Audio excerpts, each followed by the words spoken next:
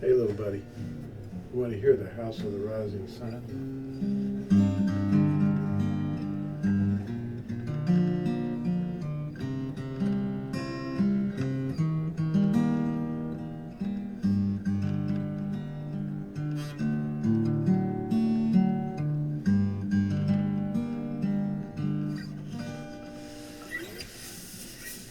Yes, well, the Pyramid of the Sun. It's actually a real place. It's a very popular tourist attraction. And we're going to look into a little bit of that today. Some of the pictures might scare some of the young people. So you close your eyes when you see something scary, okay? All right. Here we go. I want to open up this scripture today with the 12th chapter of Ecclesiastes, where it says, "Let us hear the conclusion of the entire matter." It doesn't matter where you live now or where you're from. This is what it's all about. The conclusion of the entire matter. Fear Elohim and guard his commands, for this applies to all mankind. For Elohim shall bring every work into right ruling, including all that is hidden, whether good or whether evil. And that is the last few sentences of the 12th chapter of Ecclesiastes. It's called Koheleth in Hebrew. That means the caller, the kahal, the koheleth, the preacher. Well, you hear lots of strange things on the internet, but before we start judging, let's consider Proverbs 18:13. He who answers a matter before listening, this is his folly and shame. And there's another, Proverbs 28, verse 9. He who turns his ear away from hearing Torah, that's the instructions, the commandments, even his prayer is an abomination. So let's see, if your teachers who do not obey the commandments are teaching you because they've turned their ears away from hearing Torah, even his prayer or her prayer is an abomination. You might be remembering meeting with some of these that say the law was done away or the Torah was done away with. No, it hasn't. That's false teaching. So to cheer people up a little bit after that sad song, The House of the Rising Sun, what did the INCA say to the Aztec? Your guess is as good as mine. Actually, these were three distinct groups. The INCA were the most sophisticated of them all, civilized, and they had a really nice stay there. Now the Aztecs, they were brutal and barbaric, and they were bloodthirsty, as you'll see in the next picture. If you're not aware of what the Aztecs were up to, they were sun worshippers, and they were very brutal, and they worshiped the sun with human sacrifice. Your guess is as good as mine. Well, the Mayans were, actually still are, at least 40% of the inhabitants of modern day Mexico and some of the other 22 countries that are down there in South America, in Central America. It's amazing, isn't it? They would cut people's hearts out and offer them to the sun on the top of their altar, which was usually at the peak of a pyramid. The Aztec pyramid of the sun came up because there was a YouTube comment on one of my last videos. Allah is a Hebrew word. That's the name of the video that I put up. Allah is a Hebrew word. It's very Hebrew. and it was inherited in other cultures and Semitic languages that borrowed from the Hebrew. This is what the YouTube commenter said. Allah is an ancient Aztec word. Most people don't know this, but the Aztecs were the Hebrews. They sailed from Mexico, conquered the Middle East, and now are so similar to Mexicans, it's obvious they're the descendants of a seafaring ancient Mexicans known as Aztecs. Well, actually, the seafaring people, I'm going to explain this, they were the Phoenicians, as they were named by Herodotus. But actually, the word Phoenician is a compound word meaning date palm, and that was the land of Israel itself that we know it as. That's where the date palms were. And but this person has the idea backwards as far as most people understand it. I'm not saying that this person is confused. I'm just saying it's pretty apparent that this is not what most historians and archaeologists would be able to prove. But the Aztecs were barbaric, and they were probably Hebrews, but not because they originated the Hebrews, but because they were part of the scattering of the tribes, because they were scattered because they were disobeying the commandments. That's why they were thrown out of the land, remember? This is my response to this person. Your comment is appreciated.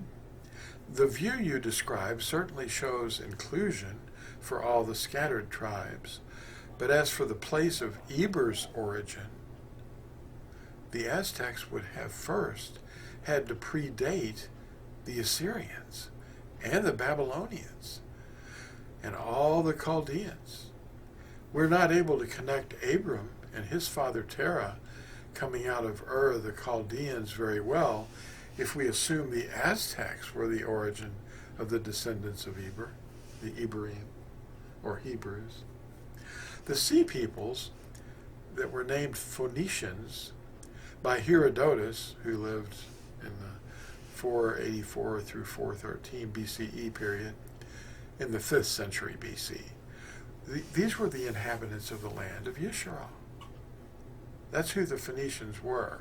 And they colonized the seas and distant coastlands during the time of Shlomo. Now there's the picture of the Lost Lunar Stone, where some of these people were actually sent to make colonies. The Lost Lunar Stone, as it's called, or the Decalogue Stone, is the 10 Commandments written in true Hebrew script in New Mexico, in the USA, seen in many of my videos.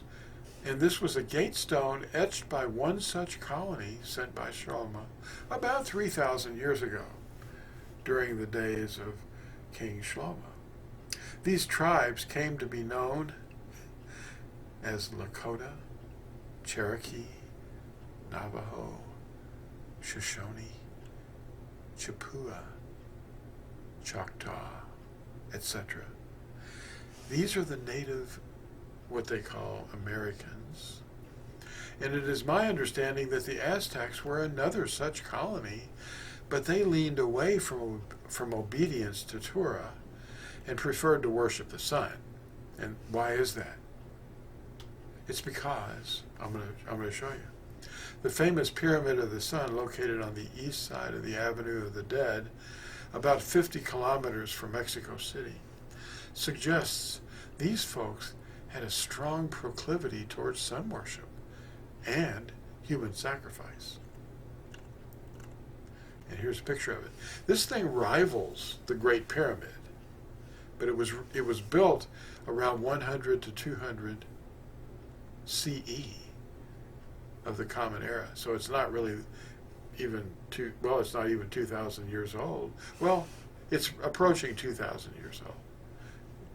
It's called the Aztec Pyramid of the Sun, and it has overtones of Nimrod's Tower of Babel. We've got all these stepping areas, and you see the little people up there. They look like ants. They're going up the steps. Anyway, Baal, B-A-A-L worshiping.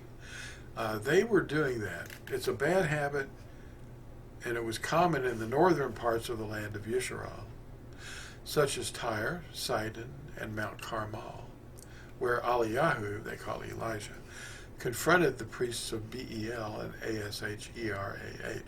That's the Christmas tree thing, Ash. They call it groves. And they were in northern Yisharal, these pagans. And they, I'm gonna explain to you what was going on there. They were the ones that were doing naughty things with, offering people and babies and, basically doing horrible things. Eliyahu, they call Elijah, lived during the 9th century BCE after the death of Shlomo, when the kingdom was divided under his son Rehoboam. Ahab was the king of the northern tribes at that time. And these pagans, of course, he was married to the witch Yisharal, and she was the daughter of one of those kings of Sidon. So she was basically a witch. And these pagans exported their weak and miserable principles everywhere on these ships, often becoming part of the crew on Shlomo's colonizing ships. They went to the places within the Mediterranean, but then they went out into the Great Sea, which is now called the Atlantic Ocean, and they found Brazil and Central America, and they landed in what we call the Americas now. Solstice trees, called groves in the scriptures, decorated with fertility symbols like, testicles, ornaments, semen, which is the tinsel, and meeting at steepled temples on the day of the sun became comfortable habits, even to those who did not know about their esoteric or secret meaning. They're putting them up in their houses now. They're bringing them into their worship buildings. December 25th is around the time that they do this. But it's really about Molok, who is a deity you see near the middle of the picture as an oven with his hands reaching out for babies to be put into his belly. And that's who Santa is. Well, and there's the male items on the tree down here on the left. I don't know if you can see my cursor, but your blindness is illogical. You need to open your eyes. The wreath is a female item, and it shows the birth canal, and that's Hindu, actually. The fireplace, children, and fertility clearly are associating Molok with Santa and this Asherah. And they're offering gifts to it. It has nothing to do with Yisharal, the tribes, or the commandments of Yahuwah, but these are the things that identify who you are in the scriptures. When you read them, you can't see yourself very easily. There's that little ball. Now, the 10 Commandments, etched on the lost Luna stone, were given almost 400 years before Shlomo sent out the ships. Yaqub, or Jacob, was the father of Yusuf, who produced the 12 tribes. Yaqub produced the 12 tribes that went into Egypt and became enslaved for 400 years. The aftermath of the Exodus out of slavery and the giving of the 10 Commandments at Sinai, the wandering in the wilderness for 40 years, the conquering of the Promised Land for the tribes to occupy it, and the eventual first king of the United Kingdom, which was Shaul, left a great deal of artifacts in the dirt around the city of David is what that refers to. The attacks of the Assyrians and Babylonians and all the Chaldeans continued for generations. The record of Scripture is a highly detailed timeline we can trust. The prophets wrote it in Hebrew. Abraham was unlikely a descendant of the Aztecs, but the other way around is more consistent with the facts. Polynesians have a word, kahuna, that in Hebrew means priest. Kohen, kahuna. The waymarks left by the colonies of Ibrahim include many locations, such as London, that means the abode of Dan, see Don. Danube, that's the river, Danube. Dan crossed over, that's what it means. Uber, you can see Uber, Danube. That's related to the company that's called Uber.